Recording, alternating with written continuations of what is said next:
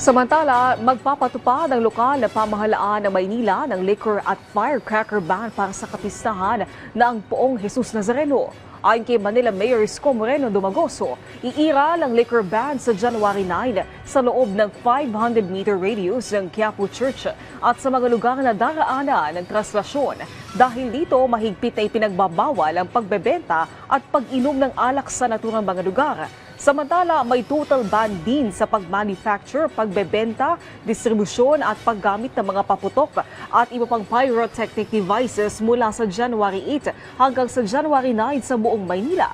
Kaugnay niyan, inanunsyo din ng alkalde ang suspensyon ng pasok sa government offices sa Maynila at klase sa lahat ng antas pampubliko o pribado man na paaralan sa lungsod sa Biyernes.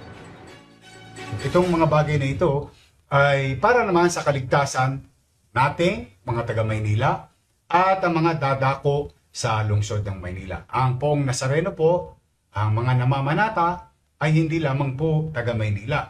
Marami po dyan manggagaling pa sa Northern Luzon, Central Luzon, Metro Manila, Southern Luzon at maaari, may nababalitaan pa nga po ko, pati po mga taga Mindanao at Visayas.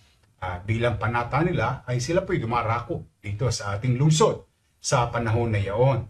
Kaya po, itong mga pag-iingat na itinatagubilin ng inyong pamahalang lungsod ay para sa kapakanan ng pangkalat.